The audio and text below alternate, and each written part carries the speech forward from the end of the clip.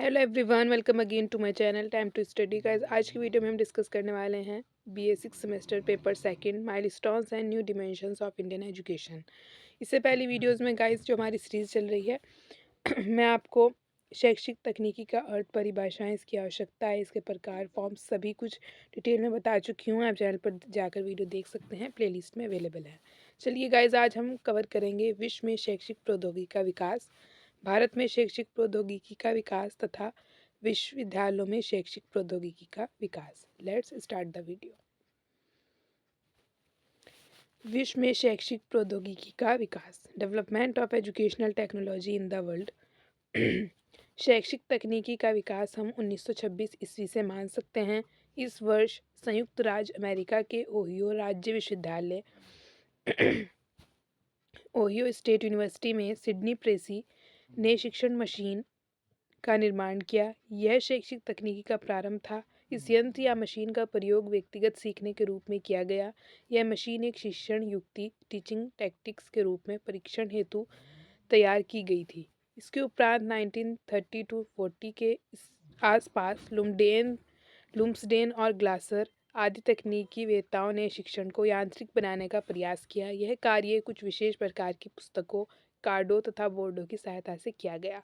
शैक्षिक प्रौद्योगिकी के क्षेत्र में महत्वपूर्ण सबसे प्रमुख और प्रभावशाली कार्य 1950 ईस्वी के लगभग बीएफ स्किनर द्वारा किए गए प्रयोगों के परिणाम स्वरूप हुआ। उसने जानवरों पर किए गए प्रयोगों के परिणामों का उपयोग बड़े साहस के साथ शिक्षा में सीखने के लिए किया।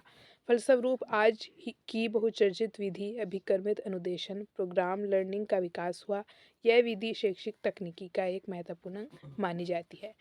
कैसे कैसे गाइस शैक्षिक तकनीकी का विकास हुआ विश्व में, ये सब इसके बारे में बताया हुआ है कि 1926 में मान सकते हैं हम। ओहियो जो राज्य विश्वविद्यालय है उसमें सिडनी प्रेसी नाम के व्यक्ति ने एक शिक्षण मशीन का निर्माण किया था। जब से ही हम शैक्षिक तकनीकी का विकास मान सकते हैं 1926 से। उसके बाद सभी विद्वानों ने अपनी अपनी कोशिशें की, उसके बाद जाकर ये बड़े लेवल पर डेवलप हो सका। इंग्लैंड में सर्वप्रथम 1950 में ब्रायन मोर ने शैक्षिक तकनीक का प्रयोग किया। यूरोप तथा अमेरिका के देशों में 1950 के लगभग औद्योगिक क्षेत्रों में बड़े पैमाने पर क्रांति हुई। इन देशों की क्रांति के कारण ही इन देशों ने तथा अन्य देशों ने भी शैक्षिक तकनीकी के क्षेत्र में विशेष प्रगति की। इसी के परिणाम स्वरूप दृश्य श्रव्य साधन, आकाशवाणी, दूरदर्शन प्रक्षेप यंत्र, टेप रिकॉर्डर, संगणक या कंप्यूटर प्रणाली विश्लेषण आदि का आविष्कार संभव हुआ। इन आविष्कारों का प्रभाव शिक्षा पर भी पड़ा और शिक्षा के क्षेत्र में शैक्षिक तकनीकी, व्यवहार तकनीकी, शिक्षण तकनीकी इत्यादि क्षेत्रों में अनुसंधान कार्यों के परिणाम स्वरूप शिक्षण सिद्धांतों, प्रतिमानों और डिजाइनों का प्रतिपादन संयुक्त राज्य अमेरिका तथा अन्य विकसित देशों में किया गया। 1967 ईस्वी में संयुक्त राज्य अमेरिका में विभिन्न विश्वविद्यालयों के शिक्षा मनोविज्ञान तथा विज्ञान विभागों द्वारा शैक्षिक तकनीकी की राष्ट्रीय परिषद national council of educational technology की स्थापना की गई। तो गाइज यहाँ पे अगर आपसे एमसीक्यू टाइप है आपका एग्ज़ाम का पैटर्न, तो आप देख सकते हैं आपसे इस तरह भी पूछा जा सकता है कि शैक्षिक तकनीकी की राष्ट्रीय परिषद national council of educational technology की स्थापना कब की गई, ऐसा करके भी आपसे पूछा जा सकता है। और आपसे फुल फॉर्म्स भी बहुत पूछी जाती हैं, तो आप एक एक चीज़ को बहुत बारीकी से लर्न किया करिए। शैक्षिक तकनीकी राष्ट्रीय परिषद national council of educational technology, इसकी इंग्लिश में इसे ये कहते हैं कि स्थापना की गई। ओके।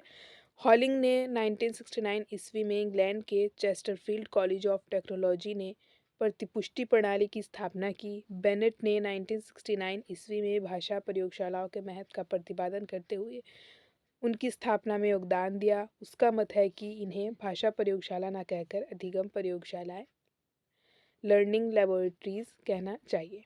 ओके, तो ये ऐसे भी करके पूछा जा सकता है कि भाषा प्रयोगशालाओं का प्रतिपादन करती है, उनकी स्थापना में योगदान किया। तो ऐसे पूछा जा सकता है गाइज इसमें कि भाषा प्रयोगशाला ना कहकर अधिगम प्रयोगशालाएं कहने का मत किसका था, तो ये था बेनेट का। तो एमसीक्यूज टाइप में गाइज ऐसे ही करके क्वेश्चन पूछे जाते हैं, कहीं से भी कुछ भी पूछ लिया जाता है और आप घबरा जाते हैं, बट ये हमारे कोर्स में सही होता है, बट थोड़ा डीपली पूछ लेते हैं कभी कभी, तो आपको हर चीज़ याद होनी चाहिए अच्छे से।